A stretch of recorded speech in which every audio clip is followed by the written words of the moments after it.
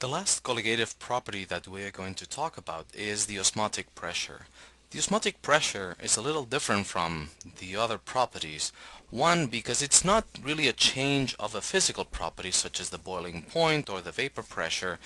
In this sense, it cannot be explained in terms of those phase diagrams that change a little bit when you add a solute. The osmotic pressure cannot be explained in these terms.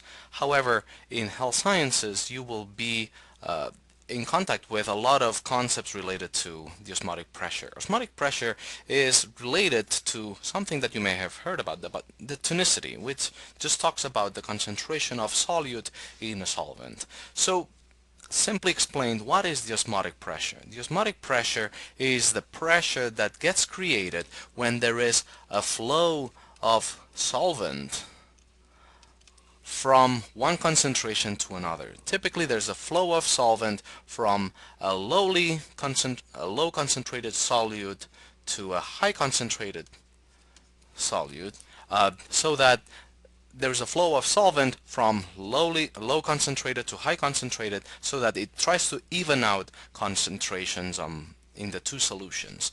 You will see that, for example, in physiology, like in these three pictures, when the concentration of solute outside is the same as the concentration of solute inside, we call that this cell is an isotonic solution. So the tonicity, the concentration of solute, is the same inside the cell and outside the cell.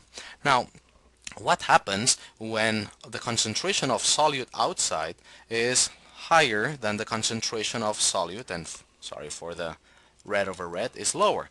You will see a flow of solvent try to even out the concentration of the solutions on both sides of the membrane.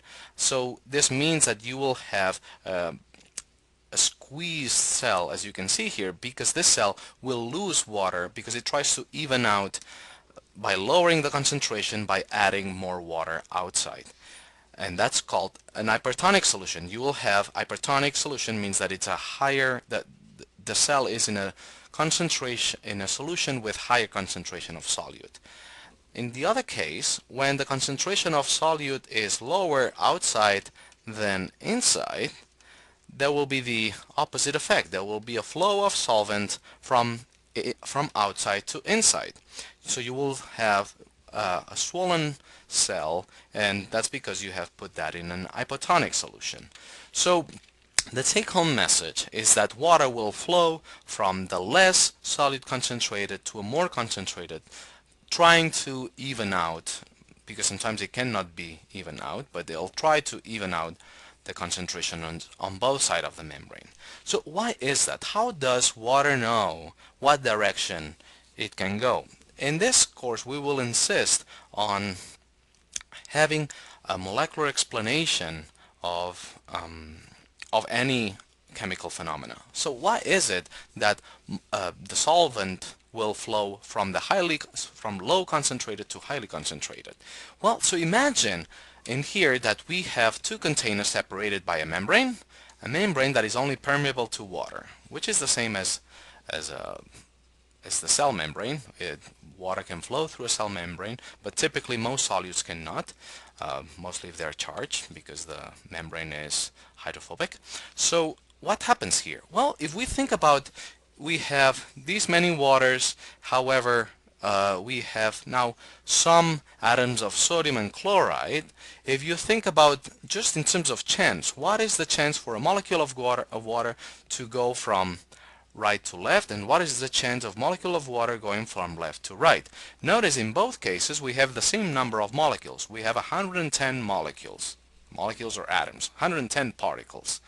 Alright, because all of these on the right, all of these are waters, there is 100% chance for every time there is a molecule crossing the barrier, it is going to be a molecule of water. However, because there's a solute on the left, the chance for a molecule of water to pass from left to right, it's lower. So just by explaining a question of chance, because there's a higher chance for a molecule going from right to left, that will be a net flow of water, because it has a higher likelihood of going from lowly concentrated to higher concentrated. That chance will only even out when the concentration of solute is the same on both sides. Okay, so there you go. This is the molecular explanation for this phenomenon. And the next question is, why do we call that pressure? What does flow of solvent have to do with pressure? Well, the idea is that if you put a membrane here between so this is a U-shaped tube, and only the solution on the left has some solute, there will be, as you will know, a net flow of solvent from right to left, so that it will try to dilute the solution containing solute. To what extent? Up to infinite? No, actually this will rise up to a certain height that is related to the pressure of this liquid on the membrane.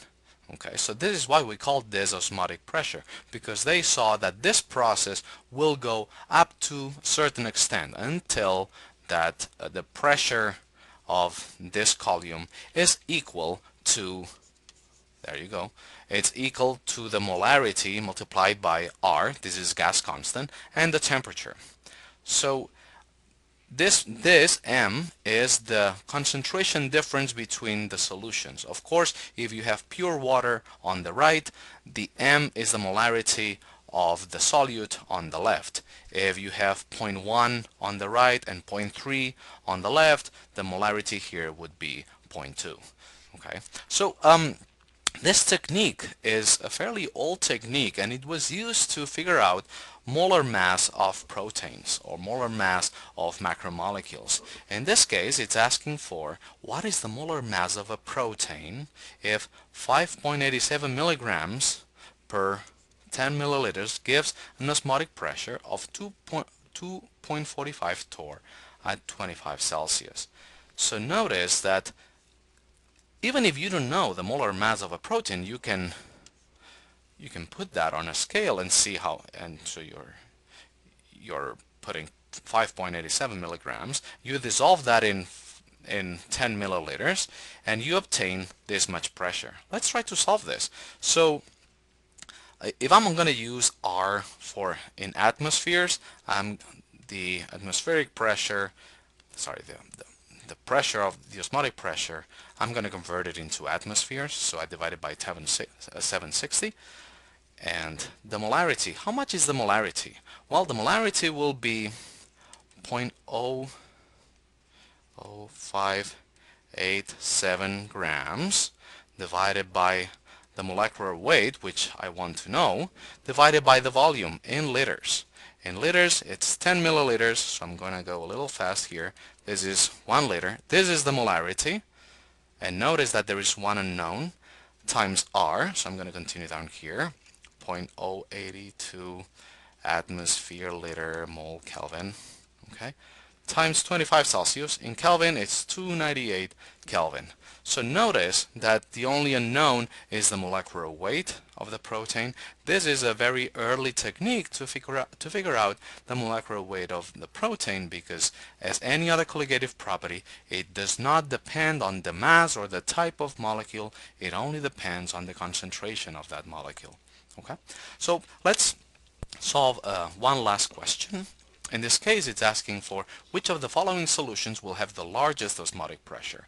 And again, the higher the concentration of the solute, the higher the effect. In this case, the higher will be the osmotic pressure.